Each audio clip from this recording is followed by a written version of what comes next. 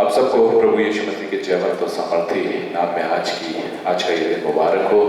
मैं आपका स्वागत करता हूँ टेम्पटेशन पार्ट 2 में, परीक्षाएं भाग 2 में, जिसमें कि हम परमेश्वर के वचन के द्वारा बहुत सी बातों को जानेंगे। उससे पहले मैं सबको बताना चाहता हूँ, मेरे प्रिय भाई बहनों, हमारी शुरुआत मैं यहीं से करना चाहता हूँ कि सुसमाचार सबके पास पहुँचे, क्योंकि पौलुस कहता है कि नाश होने वालों के निमित्त क्रूस की कथा जो है वो व्यर्थ है। इसलिए मेरे प्रिय भाई बहनों, प्रभु यीशु मसीह को अपना उद्धारकर्ता ग्रहण करिए, क्योंकि बाइबल कहती है स्वर्ग और पृथ्वी के नीचे एक ही नाम दिया गया जिसके द्वारा उद्धार है, वो है यीशु मसीह। इसे क्योंकि यीशु मसीह ने हमारे पापों के लिए अपने प्राणों को जो है क्रूस पर बलिदान करा है, ताकि हमारे पाप क्षमा किए जा सकें और हम परमेश्वर की धार्मिकता को प्रभु यीशु मसीह में प्राप्त करके उसके उद्धार में प्रवेश कर सके। मेरी सबसे विनती है कि इस अंतिम युग में प्रभु यीशु मसीह को अपना उद्धारकर्ता ग्रहण करें और उस सामर्थ्य को, उस सच्चाई को ग्रहण करके अपने जीवन को स्थिर करें। मेरे प्रिय भाई बहनों, पिछली हफ्ते हमने देखा था कि हमने टेम्पटेशंस के विषय में, परीक्षाओं के विषय में बाइबल की बहुत सी वर्षों में देखा था, और हमने देखा था कि किस प्रकार से परीक्षाएं जो हैं वो क्यों हमारे जीवन में आती हैं। वो या तो हमें गिराने के लिए आती हैं या हमें उठाने के लिए आती हैं। दो बातों को याद रखें, किसी भी तरह की परीक्षा हो, चाहे वो शैतान की ओर से हो और चाहे वो परमेश्वर की ओर से हो। परमेश्वर की ओर से जो परीक्षा आती है वो हमें उठाने के लिए आती है, शैतान की ओर से जो परीक्षाएं आती हैं वो हमें गिराने के लिए आती हैं। लेकिन अगर हम परीक्षाओं में स्थिर रहते हैं तो परमेश्वर की सामर्थ्य और परमेश्वर के अनुग्रह को प्राप्त करते हैं। इस बात को हमेशा याद रखिएगा। इसलिए जो परमेश्वर के लोग हैं, जो प्रभु यीशु मसीह के पीछे चल रहे हैं, जिन्होंने प्रभु यीशु मसीह को अपना उद्धारकर्ता ग्रहण करा, उनको बहुत ध्यान से चलना है कि कहीं वो गिर ना जाए, क्योंकि जब हम गिर जाते हैं मेरे प्रिय भाई बहन, हमें पता भी नहीं चलता। मैं इस बात को आपको बताना चाहता हूँ। मत्ती की इंजील उसका 7वां अध्याय, मत्ती की इंजील उसका 7वां अध्याय और उसकी जो है 22वीं आयत में लिखा है, उस दिन बहुत से लोग मुझसे कहेंगे, हे प्रभु, क्या हमने तेरे नाम से भविष्यवाणियां नहीं की? क्या हमने तेरे नाम से दुष्ट आत्माओं को नहीं निकाला? क्या और तेरे नाम से जो है बहुत से आश्चर्य कर्म नहीं किए? 23वें वर्ष में लिखा, तब मैं उनसे खुलकर कह दूंगा, मैंने तुमको कभी नहीं जाना, हे कुकर्म करने वालों, मेरे पास से चले जाओ। ध्यान दीजिएगा, बहुत ही गहरी वर्ष है। जब हम अपने अभिषेक को, जब हम परमेश्वर की सहभागिता को, जब हम परमेश्वर के रिलेशंस को खो बैठते हैं, तो हमारे, याद रखिएगा कि हमारे गिफ्ट्स हमारे पास रहते हैं, हमारे गिफ्ट्स हमारे पास रहते हैं। आश्चर्य कर्म करने वाले, चंगाई करने वाले गिफ्ट, भविष्यवाणी करने वाले गिफ्ट, ये हमारे पास रहते हैं। लेकिन परमेश्वर यहां कहता है, प्रभु यीशु मसीह कहता है, मुझसे, मैं तुम्हें नहीं जानता। इसीलिए हमें बहुत ध्यान रखना है कि कब हम गिर जाते हैं, कब हमें शैतान जो है आहेर कर लेता है, अपने फंदे में फंसा के हमें दूर ले जाता है। फिर भी हम प्रचार करते रहते हैं, फिर भी हम जो है परमेश्वर के कार्य करते रहते हैं और हमें पता ही नहीं चलता, क्योंकि हमारा ज्ञान नहीं जाता। याद रखिएगा, जब आप किसी भी परीक्षा में गिर जाते हैं तो आपका ज्ञान नहीं जाता, आपकी सामर्थ्य चली जाती है। कौन सी सामर्थ्य? इस बात को भी याद रखना, वो सामर्थ्य जिसके द्वारा हम परमेश्वर के लोगों को परमेश्वर के राज्य में ला सकते हैं। जितनी भी सामर्थ परमेश्वर ने दी है वो उसके किंगडम के एडिफिकेशन के लिए दी है। लेकिन कुछ वरदान ऐसे हैं जो सदैव, वरदान कभी छीने नहीं जाते। इसलिए वरदान, ज्ञान जो आपने पहले इकट्ठा किया था, पहले जाना था, वो ज्ञान आपका नहीं जाता, वो ज्ञान तो आपके अंदर ही रहता है। इसलिए आप जब प्रचार करते हैं तो पता ही नहीं चल पाता, क्योंकि आप ज्ञान की बात बोलते हैं, लेकिन पर्दे के पीछे आप गिरे हुए हैं। इसलिए आज मैं इस दूसरे भाग में आपको बताऊंगा कौन सी ऐसी बातें हैं जिसमें आप गिर जाते हैं और आपको पता भी नहीं चलता कि हम कहाँ गिरे हैं। इसलिए हमें बाइबल बताती है कि देखो, रेवलेशन की पुस्तक में लिखा हुआ, कलीसिया से बोला गया, देखो तुम कहाँ गिरे थे। और ये हमें अपने जीवन में देखना, हम किस जगह पे गिरे थे, और उसके लिए वापस लौटने के लिए हमें रिपेंटेंस करने की आवश्यकता है। रिपेंटेंस की आवश्यकता, पश्चाताप की आवश्यकता है, ताकि हम पश्चाताप करें, एक बार फिर परमेश्वर के राज्य में आए। मेरे प्रिय बहनों, जो बेसिक टेम्पटेशंस हैं, जो बेसिक परीक्षाएं हैं, वो 3 भाग के अंदर जो है वो डिवाइडेड है, जिनमें कि हम पहला यूहन्ना उसके दूसरे अध्याय की 16वीं आयत में हम देखेंगे, जो कि टैली करती है उत्पत्ति 3:6 में, जब अदन की वाटिका में एडम एंड ईव जो है वो टेम्पटेशन में आके गिर गए थे और उन्होंने मृत्यु के पेड़ से वो फल खाकर जो है अपने आप को परमेश्वर से दूर कर लिया था। हम इस पहला यूहन्ना 2:16 को पढ़ेंगे और इसे ध्यान से सुनिए, परमेश्वर का वचन आपसे क्या कहता है। क्योंकि जो कुछ संसार में है, अर्थात शरीर की अभिलाषा और आंखों की अभिलाषा और जीविका का घमंड, वह पिता की ओर से नहीं परंतु संसार ही की ओर से है। संसार और उसकी अभिलाषाएं दोनों मिटते जाते हैं, पर जो परमेश्वर की इच्छा पर चलता है वह सर्वदा बना रहेगा। वो सर्वदा बना रहेगा। यहाँ पे 3 बेसिक टेम्पटेशंस अर्थात परीक्षाओं के विषय में बोला है, जिसका सीक्वेंस मैं थोड़ा सा चेंज कर रहा हूँ, जो कि मैं पहली चीज ले रहा हूँ, द लस्ट ऑफ आईज, आंखों की अभिलाषा। क्योंकि ये कहा गया है, किसी इंटेलेक्चुअल व्यक्ति ने कहा है, the eyes are the doors to your mind. आंखें आपके विचारों के लिए, आपकी सोच के लिए द्वार है। क्योंकि यहाँ से जब चीजें हमारे अंदर प्रवेश करती हैं तब हम उन पर मनन करके डिसीजन लेते हैं, और उस डिसीजन के अनुसार जब हम एक्शन लेते हैं तब जो है हमारे जीवन के अंदर उसका रिएक्शन आता है। तो आंखों की अभिलाषा, आंखों की अभिलाषा के अंतर्गत बहुत सी चीजें आती हैं जिसको कि हमें आज ध्यान करना पड़ेगा। खास तौर से परमेश्वर के तमाम वो लोग जो उस राज्य की ओर और उस अपने उद्धार के मार्ग में आगे बढ़ते हैं, इनको बहुत ध्यान रखना होगा। क्योंकि जो हमारा एनिमी है, जो हमारा दुश्मन है, वो ये चाहता है कि हम किसी भी तरीके से उस मार्ग से गिरें। यदि हमने उसका इनकार करा, यदि हम उसके सामने खड़े होंगे, तभी हम उसके कामों का इनकार कर सकते हैं। क्योंकि बाइबल अपने परमेश्वर का वचन कहता है, यदि तुम शैतान का सामना करोगे तो वो तुम्हारे सामने से भाग जाएगा। तो मेरे प्रिय भाई बहनों, पहली चीज, शैतान जो हमारे सामने अलग अलग तरीके से आता है, शायद हम उसको पहचानते भी ना हो। वो अभिलाषा के रूप में आता है, जो मोटे मोटे तौर पे जो बेसिक चीज है वो अभिलाषा। अभिलाषा का मतलब डिजायर, वर्ल्डली डिजायर। नाउ मेरे प्रिय भाई बहनों, जो लस्ट ऑफ आईज है, ये बेसिकली जो रिलेटेड है, ये सेक्सुअल इमोरलिटी की इससे रिलेटेड है बेसिकली। और इसके दूसरे भी भाग हैं जिन पर हम जो है डिस्कस करेंगे, लेकिन हम सबसे पहले जो है सेक्सुअल इमोरलिटी पर डिस्कस करेंगे, जिसके अंदर हम देखते हैं कि बाइबल के हम 3 लोगों को यहाँ पर लेते हैं। मैं संक्षेप में आपको बताऊंगा ताकि आप समझें। पहला जो है वो है सैमसन, दूसरा जो है जोसेफ, और तीसरा जो है किंग डेविड। ये 3 ऐसे लोग हुए जिनमें से एक ने जो है सेक्सुअल इमोरलिटी के ऊपर जो है वो हावी हुआ, और हमने देखते हैं जो जोसेफ था, जोसेफ ने किस प्रकार से पोतीफर की पत्नी का इनकार करा, जबकि वो शैतान के रूप में उसको सेक्सुअल इमोरलिटी में खींच रही थी, और वो वहां से भागा।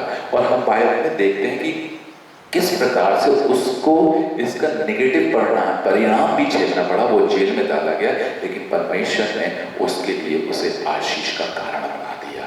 और हम देखते हैं किस प्रकार से जोसेफ कुएं में से निकलकर एक ऊंचे औहदे में पहुंचा है। तो बाइबल की ये बात पूरी होती है कि यदि हम जो है इन अभिलाषाओं को पार करते हैं, इन परीक्षाओं से बाहर निकलते हैं, तो परमेश्वर जो है हमको आत्मिक रीति से उठाता है और हमें तमाम वरदानों से भरता है, ताकि हम और भी ज्यादा राज्य के लिए इस्तेमाल किए जाए। लेकिन 2 व्यक्ति हैं जो गिर गए। सैमसन सेक्सुअल इमोरलिटी की वजह से उसने जो है अपने बल को खो दिया, लेकिन हम सैमसन से एक चीज सीखते हैं कि सैमसन ने पश्चाताप करा और परमेश्वर से क्षमा मांगी, और परमेश्वर ने एक बार फिर उसको बल दिया, और उसने दोनों पिलर्स को तोड़ के तमाम अपने बैरियों को जो है नाश करा। इसी प्रकार से हम जो है कि डेविड के विषय में देखते हैं कि वो किस प्रकार से जो है सेक्सुअल इमोरलिटी में गिरा। कैसे गिरा था देखकर लिखा है कि वो अपनी छत पर टहल रहा था, और वहां पर उसने एक स्त्री को जो है नहाते हुए देखा, और जो खूबसूरत थी, और वो उस देखने के द्वारा लस्ट ऑफ आइज के कारण जो है सेक्सुअल इमोरलिटी में गिर गया। और उसके कारण देखिए, इसके कारण क्या हुआ, उसके कारण उससे मर्डर भी हुआ। और उसने उसके पति को जो है मरवाया।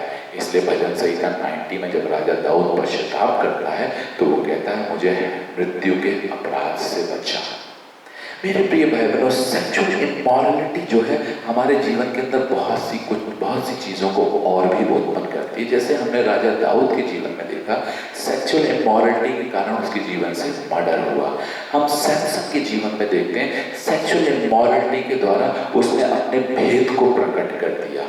और हम दूसरी जगह देखते हैं कि किस प्रकार से जोसेफ ने शैतान का सामना करा और परमेश्वर ने उसे बढ़ाया। तो हम क्या देखते हैं कि ये जो परीक्षाएं हमारे जीवन में आती हैं, या तो ये हमें उठाएंगी अगर हम इसमें स्थिर रहेंगे, और अगर हम इसमें गिरेंगे तो हम अपनी आत्मिकता को, अपने रिलेशनशिप को परमेश्वर के साथ खो देंगे।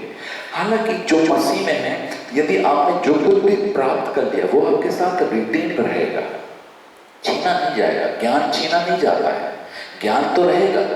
और आप सोचे वरदान भी रहेंगे, क्योंकि बाइबल में भजन मत्ती 7:21 में साफ साफ लिखा है, क्या हमने तेरे नाम से दुष्ट आत्माओं को नहीं निकाला, क्या हमने तेरे नाम से आश्चर्य काम करे नहीं करे। तब वो गएगा है, वो यीशु मसीह ने कहा तब मैं उन लोगों से कहूंगा कि मैं तुम्हें नहीं जानता, हे कुकर्म करने वालों।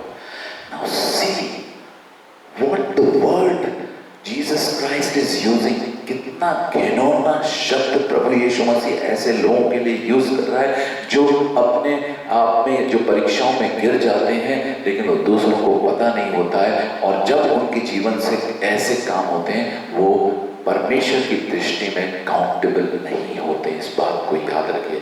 भले ही संसार की दृष्टि में काउंटेबल हो, लेकिन परमेश्वर की दृष्टि में काउंटेबल नहीं होते।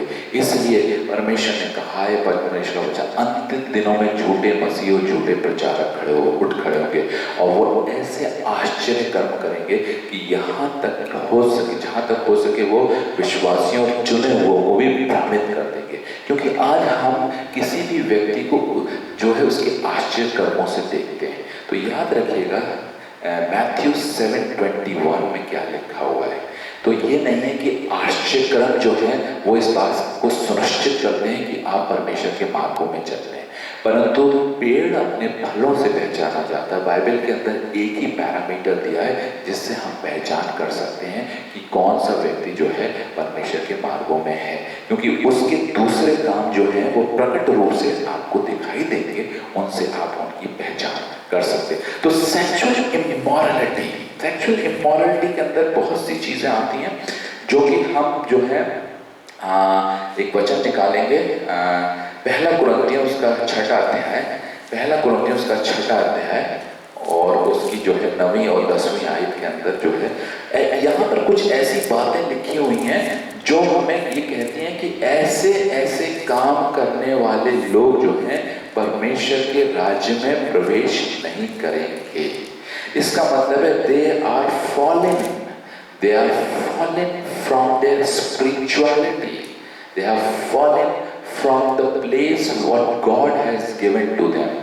लेकिन वो परमेश्वर की दृष्टि में तो गिर गए, लेकिन मनुष्य की दृष्टि में पता नहीं चल पाती। ये बात सबसे गंभीर बात यह है कि मनुष्य की दृष्टि में ये बात पता नहीं चल पाती, क्योंकि हम अपने बुरे काम जो हैं मनुष्यों को छुपा कर करते हैं। इसलिए परमेश्वर तो उन बातों को जानता है, लेकिन मनुष्य नहीं जानता, इसलिए वो धो के खा जाता है और वो नहीं समझता। हम इसे पढ़ेंगे पहला कुरिन्थियों 6 और उसका 9 से 9वीं और 10वीं आयत। क्या तुम नहीं जानते कि अन्यायी लोग परमेश्वर के राज्य के वारिस न होंगे? अन्याय करने वाले लोग, अन्याय करने वाले, कहेंगे इसमें क्या टेम्पटेशन है? Yes, everything which is from devil is come under temptation. आप अन्याय कब करते हैं किसी के जीवन में?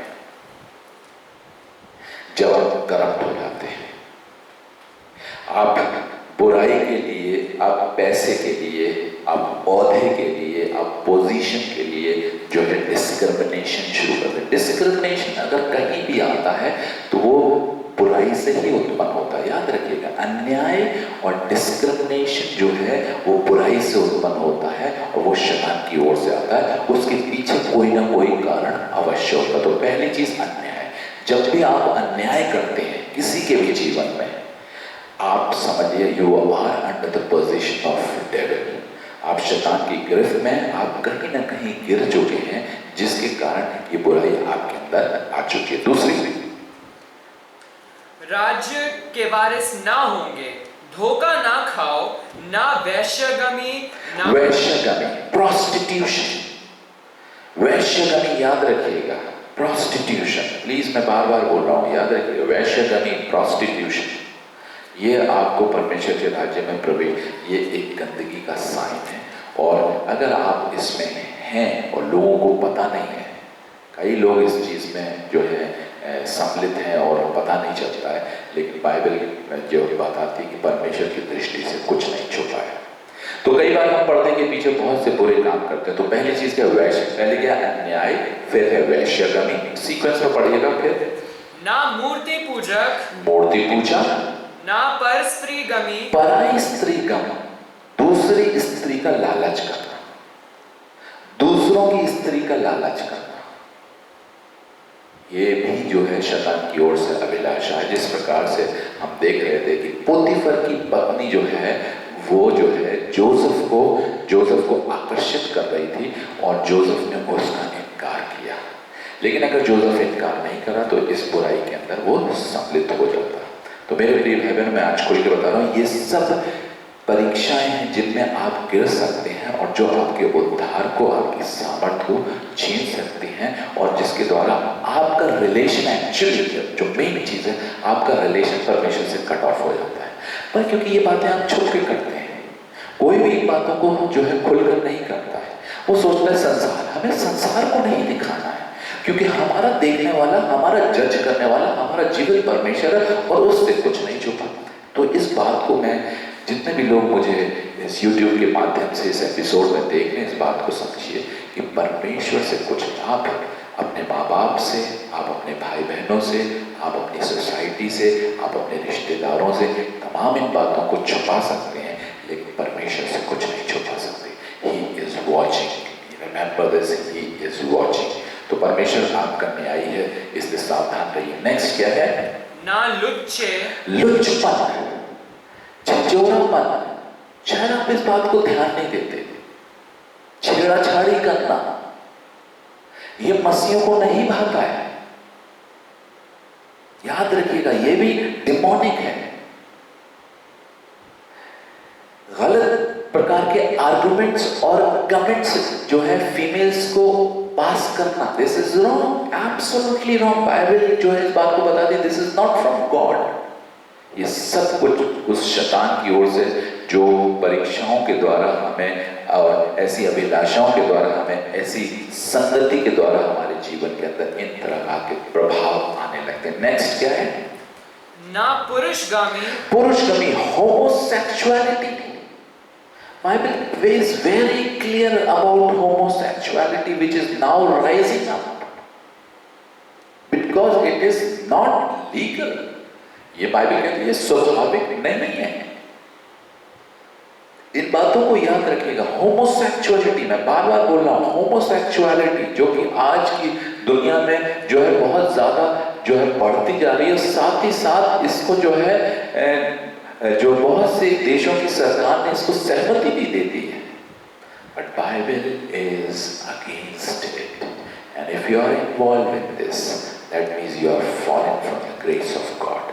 मेरे प्रिय भाई बहनों, लेकिन परमेश्वर का अनुग्रह है कि वो हमें जो है वापस लौटने के लिए मौका देता है अगर हम पश्चाताप करें। नेक्स्ट क्या है, जल्दी से पढ़ेंगे। ना चोर, चोरी करना। ना चोरी जो है, चोरी भी क्या है, अभिलाषा है। चोरी किसी भी प्रकार की हो, वो लालच को उत्पन्न करती है, और वो चोरी क्या है, पोजीशन को बढ़ाने के लिए। आप अपने वर्क प्लेस पे, कई बार लोग सोचते हैं हम वैसी चोरी, अगर आप अपने काम में चोरी करते हैं, दैट इज ऑल्सो, आपको जो काम, अगर 9 घंटे का काम मिला, आप जो है अपने 9 घंटे पूरे उतना ही देते, ये भी चोरी है। मैं ये एक बहुत ऐसी चीज बता रहा हूँ जिसको लोग ध्यान नहीं देते, ये भी चोरी में काउंट करता है। When you are not doing your work, ये चोरी में काउंट। 5 घंटे का काम अगर आपको दिया है और आप अपनी ड्यूटी से पहले अपने घर पहुंचते हैं और अपनी ड्यूटी के आने से बाद में जो है वहां पर प्रवेश करते हैं, तो आप चोरी कर रहे हैं एक तरीके से। और चोरी है पैसे की चोरी, बेईमानी, और क्या नाम है, चोरी में जो है चोरी करना, छुपाना। चोरी में आता है, बहुत सी चीजों को छुपाना चोरी में आता है। तो ये सारी चीजें क्या है, शैतान की ओर से। और जब हम इन्हें अडॉप्ट कर लेते हैं, अगर ये आपके अंदर पाई जाती है तो इसका मतलब आपने इन्हें अडॉप्ट कर लिया है। और दूसरे शब्दों में आप परीक्षा में गिर चुके हैं, आप टेम्पटेशन में आकर अब वो चीजें आपके अंदर पाई जाती हैं। इसका जब आप परीक्षा में गिर जाते हैं तो इसका मतलब आप इन बातों को अडॉप्ट कर लेते हैं, सर्कमस्टेंसेस कुछ भी हो।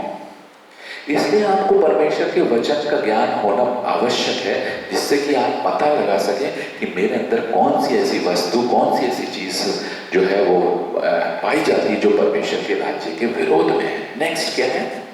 ना लोभ करना, लालच करना चीजों का, और ना पियक्कड़ करना। आप कहेंगे साहब बहुत से पीने वाले जो हैं वो पौलुस की बात का जो है वर्णन देते हैं कि जब कभी कभी जो है जीवन में जो है सदैव पानी जल के पीने वाले ना हो, कभी कभी अपने पेट की खराबी के कारण जो है दाखरस पी लिया करो। लेकिन वो अपनी दुष्टता को सहारा देने के लिए परमेश्वर के वचन को लेगी। परमेश्वर ही तो यीशु मसीह भी तो दाखरस पिया करता था। मेरे प्रिय भाई बहनों, वाइन जो है वो मेडिसिन में भी अल्कोहल देता है, but if it is in normal quantity it is good for health. लेकिन अगर वो क्वांटिटी से ज्यादा होता है it is a destruction for you. इसलिए पियक्कड़ शब्द इस्तेमाल किया है।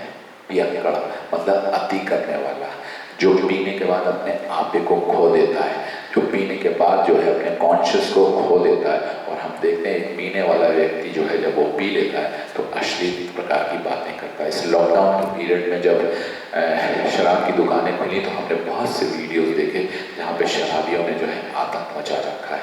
तो क्या होता है, शराब जो है वो हमारे लिए जो है बुराई का कारण बन सकती है। इसलिए बाइबल बताती है कि पियक्कड़ जो है वो परमेश्वर के राज्य में नहीं आ सकते, क्योंकि वो परमेश्वर की ओर से नहीं परंतु शैतान की ओर से। नेक्स्ट, ना गाली देने वाला। आप कहते होंगे, देखिए मैं आपको इसलिए बता रहा हूँ, कई बार आपके दिमाग में परीक्षाएं जो है, परीक्षाओं का इंटरप्रिटेशन गलत है। परीक्षा मतलब उन चीजों में गिर जाना, अर्थात उन चीजों को एडॉप्ट कर लेना जो शैतान की ओर से हमारे सामने रखी गई थी। कई बार हम जो है ऐसी जगहों पे काम करते हैं जहां पर हम ये कहते हैं कि हम बिना गाली के जो है काम नहीं कर सकते, क्योंकि हमें जो है इस तरह के शब्दों का इस्तेमाल, नो बाइबल से नो, प्लीज इस बात को याद रखिएगा। क्योंकि मीठ एक ही सोते से मीठा और खारा पानी नहीं निकल सकते। अगर आपके मुंह से गाली निकल रही है तो आप इस बात को याद रखिए कि आप जो हैं वो परीक्षा में गिर चुके हैं, आप शैतान के पोजीशन में हैं और आपके मुंह से जो है शैतान की महक आ रही है और वो इस बात को आपके जीवन से प्रकट होती है। तो याद रखिए, गाली देना, ये सारी बातें आप ध्यान रखिएगा। यदि आपके जीवन में पाई जाती हैं तो कहीं ना कहीं किसी न किसी दायरे में आप जो है गिर सकते हैं। मैं ये नहीं कहता कि सारी चीजें हमारे, लेकिन जिन दायरों में आप गिर चुके हैं उनके लिए आपको प्रार्थना करनी पड़ेगी, पश्चाताप करना पड़ेगा, एक बार फिर से खड़ा होना पड़ेगा। और क्या लिखा हुआ है?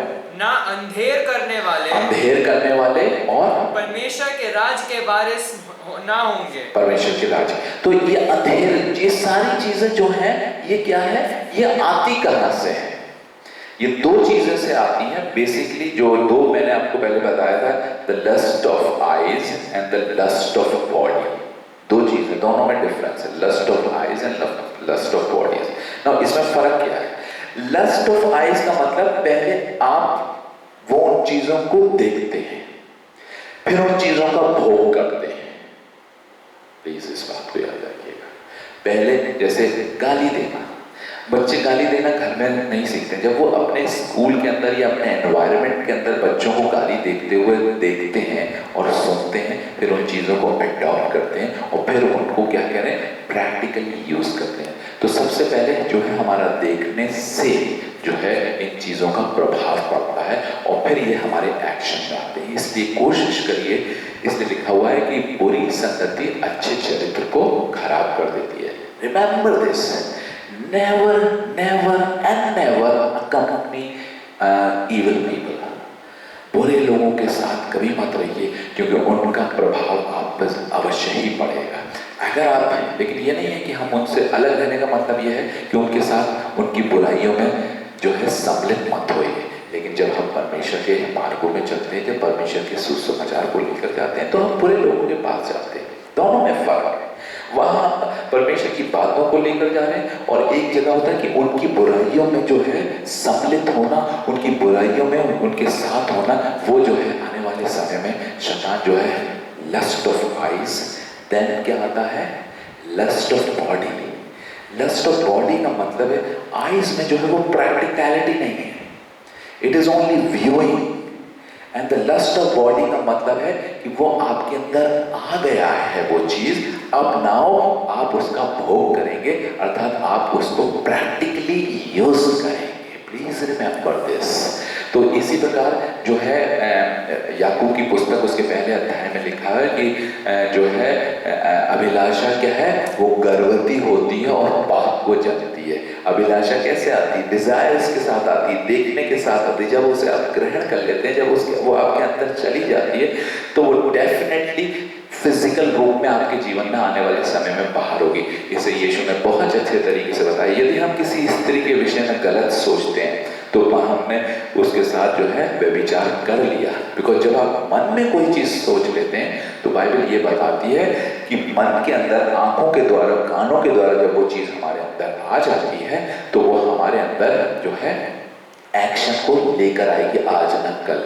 क्योंकि इस तरह का दूसरा प्रिंसिपल है कि विश्वास सुनने से और सुनना मसीह के वचन से होता है। याद रखिएगा, ये प्रिंसिपल है। इसी प्रकार से ये प्रिंसिपल दूसरी बातों में भी इस्तेमाल होता है। शैतानी बातें सुनेंगे, शैतानी बातों को देखेंगे, तो वो क्या है एक्शन में आपके जीवन में आएंगे, वो गर्भ धारण करेंगे, और वो फिर बाद में जो लिखा हुआ है वो जनने का मतलब है मैनिफेस्टेशन।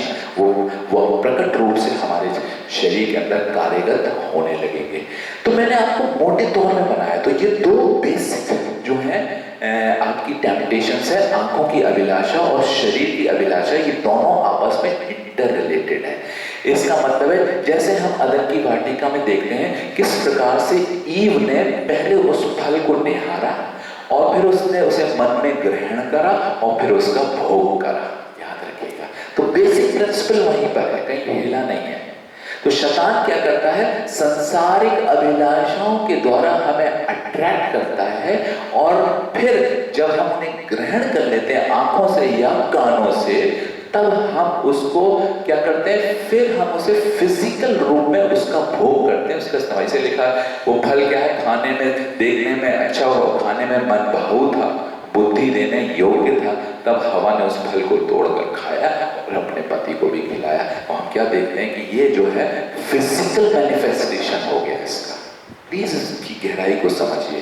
इसलिए हमें बुरी संगति से, बुरे विचारों से, बुरे चीजों से, ना सेक्सुअल इमोरलिटी के अंदर जो है वो, आप इस बात को याद रखिएगा, pornography is very dangerous. Pornography जो बेस है वो लस्ट ऑफ आइज पे बेस है। अच्छा, पोर्नोग्राफी में आप प्लीज इस बात को समझिए, आजकल पोर्नोग्राफी जो है टेलीविजन के अंदर आ चुकी है। पोर्नोग्राफी का मतलब ये नहीं है कि आप बहुत ही ज्यादा अश्लील चीजें देख रहे हैं। पोर्नोग्राफी का मतलब है वो चीजें जो आपको आकर्षित करती हैं। आज हम टेलीविजन के अंदर मूवीज हैं, आज हम टेलीविजन के अंदर सीरियल्स, उनके अंदर हम कपड़ों की दशा देख सकते हैं, और किस तरीके से इस वक्त जो है अंगों का प्रदर्शन हो रहा है छोटे कपड़ों के द्वारा, जो कि स्त्रियों के द्वारा हो रहा है, जिसको कि हम फैशन बोलते हैं। लेकिन वो क्या कर रहा है, that is creating a lust of eyes. और बाद में इसका दुष्परिणाम क्या होता है, जो हम रेप्स बाहर देखते हैं, ये इन्हीं का परिणाम है। पहले हम पोर्नोग्राफिक चीजों को, अश्लील चीजों को देखते हैं, और जब हम उन्हें ग्रहण कर लेते हैं तो क्या है, वो मैनिफेस्ट होती हैं, फिजिकल रूप में हमारे सामने आती हैं। तो हम अगर बहुत बारीकी से चीजों को समझेंगे तो हमें समझ में आएगा कि शैतान के काम करने का तरीका क्या है। इसको पौलुस अपने वचन में कहता है कि अब हम शैतान की युक्तियों से अनजान नहीं है। मेरे प्रिय भाई बहनों, मैं आप सबको इस एपिसोड के थ्रू बताना चाहता हूँ किस तरीके से शैतान का भरकस प्रयास होता है कि वो हमें परमेश्वर के अनुग्रह से, परमेश्वर के मार्ग से, परमेश्वर के राज्य से वंचित करे। जो लोग आ गए हैं उनको गिराए और जो अभी नहीं आए उनको फंसा के रखे, ताकि वो कभी भी परमेश्वर के राज्य में प्रवेश ना कर सके। सेकेंड है, जो थर्ड है, pride of life. Pride of life जो है, इसका मतलब है प्राइड ऑफ लाइफ उन चीजों को हासिल करना जो भौतिक, इसमें पोजीशन, इसमें फिजिकल चीजें, घर, मकान और भौतिक चीजें, आपकी लग्जरीज, जिसको आप कहना चाहिए गाड़ी, बंगला, जैसे कहते हैं गाड़ी और बंगला, jewellery, dresses, hi fi mobiles, और ये सारी चीजें किसमें आती है? Pride of life. इनको हासिल करने के चक्कर में कई बार शैतान हमें जो है उन बुराइयों में गिरा सकता है। आज हम इस चीज को देख सकते हैं। कई बार हम पोजीशन पाने के लिए अपने बॉसेस के द्वारा जो है एक्सप्लॉइट होते हैं, just to take the position. याद रखिएगा, चाहे वो मेल हो चाहे वो फीमेल हो, उनके बॉसेस जो हैं वो एक्सप्लॉइट करते हैं और आप अपने आप को एक्सप्लॉइट होने देते हैं क्योंकि आपको एक पोजीशन चाहिए। इसको कहते हैं जीविका का घमंड। जब आपके पास रिसोर्सेज नहीं होते हैं, जब आपके पास रिसोर्सेज नहीं होते हैं और आपको अच्छी चीज़ें चाहिए होती हैं, तब हम क्या करते हैं? हम जो है अपने शरीर को, जिसको वैश्यगमन में आ जाता है, अपने शरीर को बेचना शुरू करते हैं और उसके द्वारा भौतिक वस्तुओं का जो है लाभ उठाते हैं। That's come in demonic things. और हम जो है परीक्षाओं में गिर जाते हैं, शैतान के फंदे में फंस जाते हैं और उसके द्वारा अपने उद्धार को खोलते हैं। याद रखिए, ये मैं क्रिश्चियंस के लिए कह रहा हूँ। और जो लोग उसमें फंसे हुए हैं वो कभी भी राज्य में आएंगे। शैतान का काम है, जो लोगों ने प्रभु को नहीं जाना उनको वो उसमें फंसा के रखे ताकि वो कभी आ ही ना पाए। दूसरे लोग जो प्रभु में आ गए हैं उनको वो गिराए ताकि वो अपने उद्धार की दौड़ को पूरा ना कर सके। तो मेरे प्रिय, इन बातों को ध्यान रखिएगा। अब इसके अंदर जो प्राइड ऑफ लाइफ के अंदर 2-3 चीजें इंपॉर्टेंट हैं। एक तो मैंने आपको बता दिया, पोजीशन हासिल करना, और तमाम मटेरियलिस्टिक चीजों को हासिल करने के लिए गलत चीजों का इस्तेमाल करना, जिसमें आप झूठ भी आ सकता है, झूठी गवाही भी आ सकती है, और जिसके अंदर जो अभी हमने पढ़ा था कि इनजस्टिस करना भी आ सकता है, और जिसके अंदर हम कहते हैं कि ब्राइबरी लेना भी आता है। किस तरीके से हम पैसा जो है गलत तरीके से पैसा वसूल करते हैं वो भी आता है। जिस प्रकार से हम यहूदा स्क्रूति को देखते हैं, उसने किस प्रकार से पैसे के लालच के लिए जो है प्रभु यीशु मसीह को पकड़वाया था। तो हम जो है पैसा एकत्रित करने के लिए, भौतिक चीज़ों को एकत्रित करने के लिए गलत काम करते हैं, जिसके लिए वो गलत कामों की परिभाषा जो है हम ऐसे नहीं दे सकते। वो अलग अलग भिन्न भिन्न प्रकार के होते हैं, क्योंकि आप अपने जीवन में देख सकते हैं। इसीलिए मैंने आपको बेसिक 3 चीज़ें बताई हैं: lust of eyes, lust of body and pride of life. Pride of life, जीविका का घमंड, संसारिक भौतिक चीज़ों को पाने के लिए जो बुराइयां आप करते हैं। अब आपको सोचना होगा कि आप आज कहाँ गिरे हैं मेरे प्रिय भाई बहनों। और जो दूसरी इंपॉर्टेंट जो दूसरी इंपॉर्टेंट चीज़ मैं आपको बताना चाहता हूँ वो है टोना, सॉर्सरी। ये एक ऐसी चीज है जिसमें आज की जो अन्य जाति लोग हैं इस बुराई में फंसे हुए हैं। वो जादू टोना के द्वारा और जो है जिसे कहना चाहिए डिमोनिक पावर्स के द्वारा संसार में पोजीशन लेने की कोशिश करते हैं। This is also evil, remember this.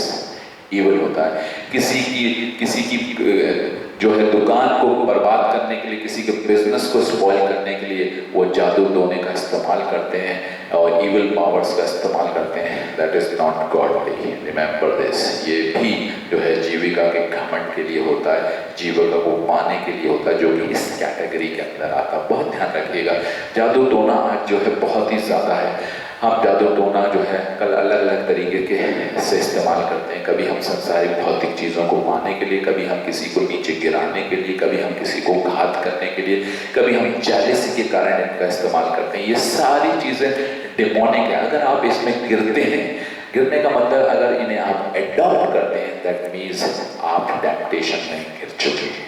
मेरे प्रिय भाई बहनों, हम सबको जो है स्थिर होना है। कई बार जो है एनवी, जिसे कहते हैं घृणा करना, किसी से जो है घृणा करना जो है वो मर्डर का कारण बन जाता है।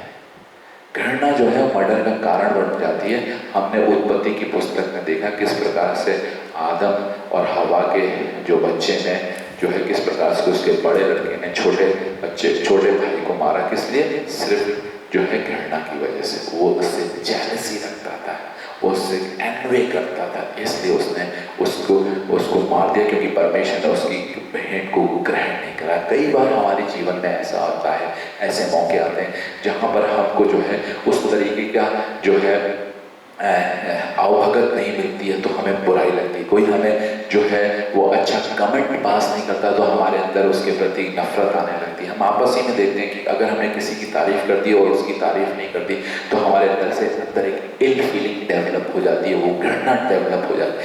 ये सारी चीजें जो हैं शैतान की ओर से हैं और इनका मेन पर्पस है कि आपको आपकी उद्धार की रेस से गिराए और जो लोग उद्धार से बाहर हैं उन्हें उसी में फंसा के रखे ताकि वो परमेश्वर के राज्य में कभी भी ना प्रवेश करें। मोटे शब्दों में मैं कहकर यहाँ ये खत्म करूंगा मेरे प्रिय भाई बहनों, शैतान का मेन पर्पस है कि वो हमें सैल्वेशन को ना प्राप्त करने दे, अनंत जीवन को ना प्राप्त करने दे, इसलिए वो हमें भौतिक चीजों में फंसा के रखता है। और बाइबल हमें पहले ही बता चुकी इन तमाम प्रकार की चीजें क्या हैं ये हमारे जीवन में, ये जो है ये टेम्पररी है।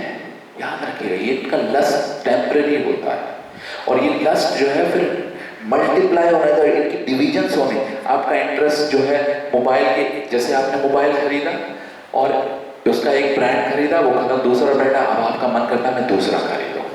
Now you don't have money to buy that, आपके पास रिसोर्सेज नहीं है, बट आपके अंदर लस्ट है कि आई शुड हैव दैट, क्योंकि वो मेरे दोस्त के पास है या वो मेरे कलीग के पास है या वो मेरे पड़ोसी के पास है, मेरे पास भी है। शैतान आ जाएगा आपके सामने, आ जाएगा और वो आपको एक गलत मार्ग बताएगा जिसके द्वारा आप चीज़ों को हासिल कर सकते हैं और उसी को कहते हैं टेम्पटेशन। और अगर आपने उसे अडॉप्ट कर लिया और उसमें गिर गए तो याद रखिएगा आप अपने उद्धार को खोएंगे और आपको पता भी नहीं चलेगा, क्योंकि ये चीज़ें जो हमारे माथे पे नहीं लिख जाती हैं, ये सारी बातें हमें समझनी होंगी। इसलिए मैंने अपने संडे के वचन में कहा था, अगर आप लोगों ने सुना होगा, टू नो योर गॉड, परमेश्वर को जानना ही अनंत जीवन, know what he want from you. Please मेरे प्रिय भाई बहनों, आज मैं आप सबसे, जितने लोग मुझे देखते हैं, इस टेम्पटेशन के दूसरे भाग में ये बताना चाहता हूं कि इन तमाम प्रकार की चीजों से बचिए। बाइबल आपका मार्गदर्शन करती है, वो आपके लिए आईना है जिसमें आप परमेश्वर की बातों को देख सकते हैं। कौन सी चीजें हमारे लिए सही नहीं है, कौन सी चीजें जो हमारे लिए मना की गई हैं, उनको आप किसी भी तरीके से ना करिए, उन पर कभी आर्गुमेंट मत करिए, क्योंकि परमेश्वर जो है वो बेहतर नीति से जानता है। अगर परमेश्वर ने किसी चीज के लिए मना करा, मे भी आपकी दृष्टि में वो सही हो सकती है। जिस प्रकार से हम आज देखते हैं किस प्रकार से जो है होमोसेक्सुअलिटी को जो है परमिशन मिली हुई है, वहां पर इंसान ने अपना बुद्धि नहीं, भाई उनकी भी सोच है, उनके भी विचार है, हमें उनका ख्याल रखना है और इस वजह से हमने उसे, but it is against God. ये हमें समझना है कि वो परमेश्वर के खिलाफ है और उसके पीछे अगर आप हिस्ट्री परमेश्वर खोलेगा तो समझेंगे, लेकिन परमेश्वर अभी तो सारी बातें आपको नहीं बताएगा। इसलिए लिखा है अपनी बुद्धि का सहारा ना लेना, वरन संपूर्ण मन से परमेश्वर पर भरोसा रखना, वही तेरे लिए सीधा मार्ग निकालेगा। इसलिए जो बातें बाइबल में मना करी गई हैं, there is a reason for that, there is a reason for that. With this मेरे प्रिय भाई बहनों, मैं आप सबसे अनुग्रह करता हूँ, आप सबसे आग्रह करता हूँ मेरे प्रिय भाई बहनों कि इन बातों को समझिए, इन बातों को ग्रहण करिए और इनसे लड़िए। अब यहाँ लड़ाई की बात आती है, हम तीसरे एपिसोड में, इस टेम्पटेशन के तीसरे एपिसोड में मैं आपके साथ डिस्कस करूंगा कि किस प्रकार से आप इन बुराइयों से लड़ सकते हैं, किस प्रकार से आप इन बुराइयों से लड़ सकते हैं, जिसकी एक झलक, एक वर्ष मैं आपके सामने दे रहा हूँ। यीशु मसीह ने अपने चेलों से कहा, प्रार्थना करो ताकि तुम परीक्षा में ना पड़ो। आत्मा तो तैयार है परंतु शरीर कमज़ोर है। हम यहाँ पे मैं यहीं पे छोड़ के जा रहा हूँ और आगे वाले तीसरे एपिसोड में हम बात करेंगे कि किस प्रकार से हम इन टेम्पटेशन से बच सकते हैं, किस प्रकार से हम जोसेफ की तरह उन टेम्पटेशन से भाग सकते हैं, किस तरीके से हम शैतान को पहचान सकते हैं, किस तरीके से हम शैतान का सामना कर सकते हैं ताकि वो हमारे सामने से भाग जाए अर्थात उसकी युक्तियाँ हमारे सामने विफल हो जाए। मेरे प्रिय भाई बहनों, इसी के साथ हम यहीं समाप्त करेंगे। मैं यूट्यूब में जो कैलवरी इवेंजिकल चर्च नाम से चैनल है जिसमें मेरे और भी सरमन हैं जिनको आप देख सकते हैं, मैं आपसे विनती करूंगा यदि ये सरमन आपको, यदि ये परमेश्वर का वचन आपको प्रभावित करता है तो इसे पास ऑन करिए दूसरों को ताकि वो लोग भी इसको देखें, समझें और परमेश्वर के मार्गों में रहें, अपने आप को स्थिर करें। जो स्थिर है वो ये ना समझे कि मैं स्थिर हूँ, परंतु वो चौकस रहें और जो अभी इस राज्य के बाहर हैं वो जाने कि शैतान किस तरीके से कार्य करता है, क्योंकि शैतान व्यक्तिगत रूप से हमारे सामने नहीं आता है, वो सोच और विचार के द्वारा, वो ट्रेंड्स और कल्चर के द्वारा, वो जो है क्या नाम है मूवीज़ के द्वारा, वो हमारी कल्पनाओं के द्वारा और बहुत सी ऐसी संसारिक भौतिक चीज़ों के द्वारा हमारे जीवन में प्रवेश करता है। तो इसी के साथ हम समाप्त करेंगे। आप सबको जय मसीह की। अगले फ्राइडे इसी दिन फिर मिलेंगे और थर्ड एपिसोड के साथ।